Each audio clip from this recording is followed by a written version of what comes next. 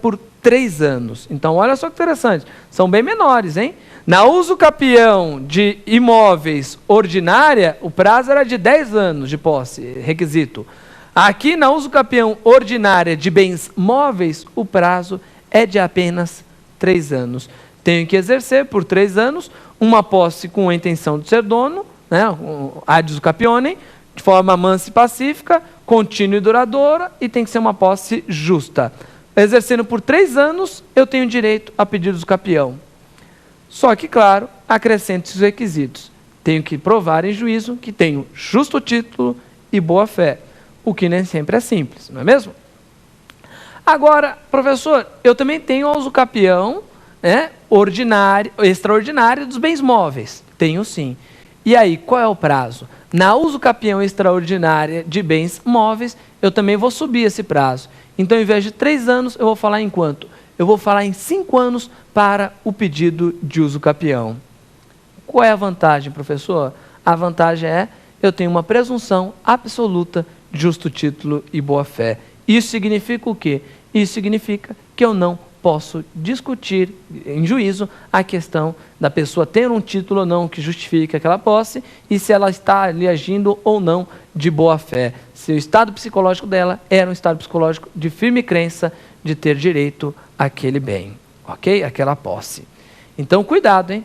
Mudam-se completamente os prazos. Os outros requisitos, de certa forma, se mantêm. Então, você pode sim fazer essa analogia entre a uso capião ordinária e extraordinária de bens imóveis para uso capião ordinária e extraordinária de bens móveis.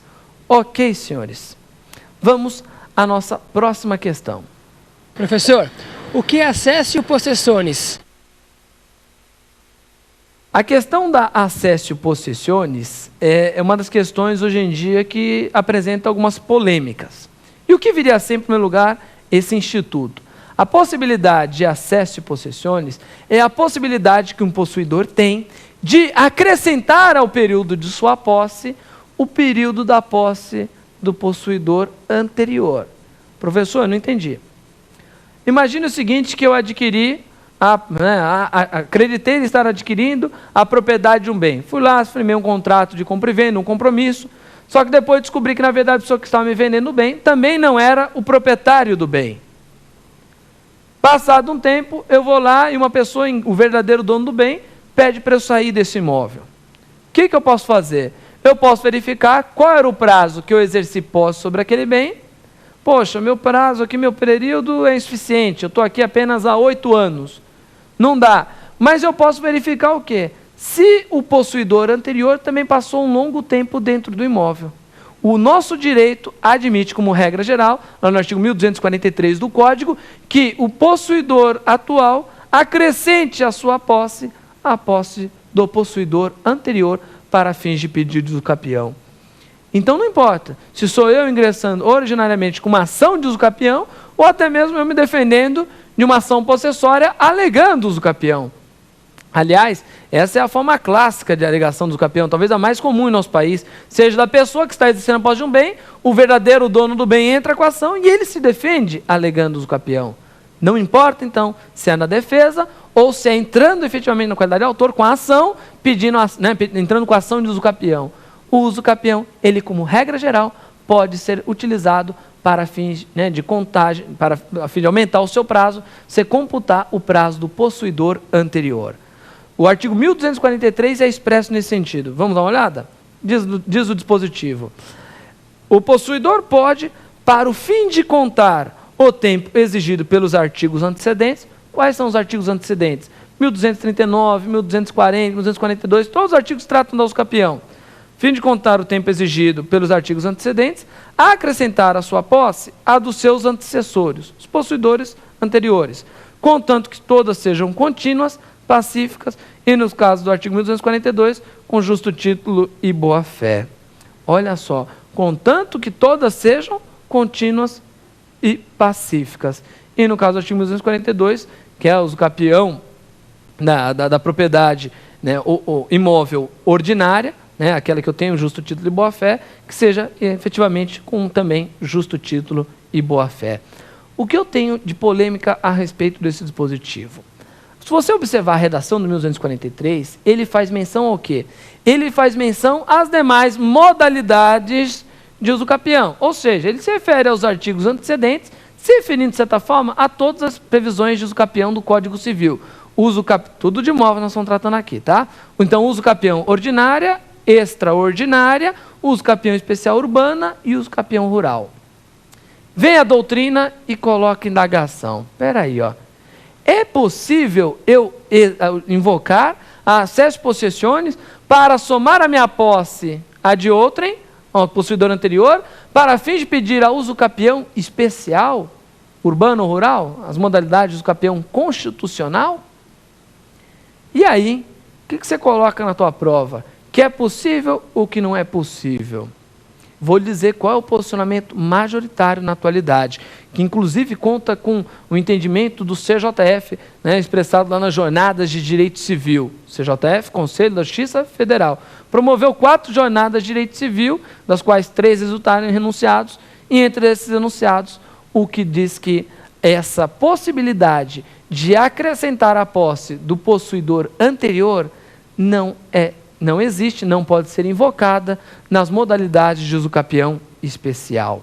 Então, toda vez que eu estou na modalidade do capião especial, urbano ou rural, lembre-se, é aquela que eu não tenho de requisito de justo título e boa-fé, preciso apenas exercer a posse de 5 anos e tem uma limitação na metragem da área, 250 metros quadrados, área urbana, e 50 hectares na área rural, eu não posso acrescentar o quê? Acrescentar a posse do possuidor anterior. Por que isso, professor? Por que não existe essa possibilidade? Poxa, são institutos, essas modalidades de uso capião constitucional, que consagram o princípio da função social, por que eu não posso? É justamente por isso. Porque a ideia da uso capião urbana, também conhecido como especial, urbano ou rural, é de facilitar o acesso à propriedade pela moradia ou pelo trabalho. Não uma forma simplesmente de agregar patrimônio a uma pessoa, patrimônio esse que vai gerar um valor e eu posso sair transferindo para outra pessoa. Olha os requisitos que nós temos no Instituto, que a pessoa não pode, por exemplo, ser dona de outro imóvel. A ideia é o quê? A ideia é garantir um mínimo existencial. Esse mínimo é patrimonial a quem? A todo ser humano, onde ele possa trabalhar ou morar. Obter a sua... às vezes até mesmo o trabalho é que garante o local onde a pessoa mora. Então, essa ideia de trabalhar ou morar é conjuntamente. Se eu permito que uma pessoa vá computando, somando a posse de outra, eu transformo o quê? Eu mercantilizo a uso capião especial, a uso capião rural. É por isso que há esse entendimento forte. É o entendimento da doutrina, é o entendimento do CJF, é o entendimento jurisprudencial, no sentido de que, embora exista a referência expressa no 243, eu tenho essa limitação na invocação do Instituto. Somente, então, nas modalidades de uso capião ordinária e extraordinária, não nas constitucionais tidas por especiais no Código Civil. Ok? Vamos à nossa última questão. Professor, qual é a natureza jurídica da sentença de uso capião? A sentença de uso capião sempre gerou muita confusão e muita divergência. É uma sentença declaratória ou é uma sentença constitutiva? Atualmente, para concurso, nós sempre falamos para os nossos alunos, não pode errar nisso daqui não. A sentença de uso capião tem nítida natureza jurídica declaratória. Isso quer dizer, toda vez que uma pessoa for lá e pleitear uso capião de um bem, na verdade, ela já tem o direito a uso capião. Não é o juiz que vai conceder o direito ao uso capião, ela já tem. Somou a posse, apresentou todos os requisitos exigidos para o uso capião, ela já tem o direito ao uso capião. O juiz vai apenas reconhecer esse direito.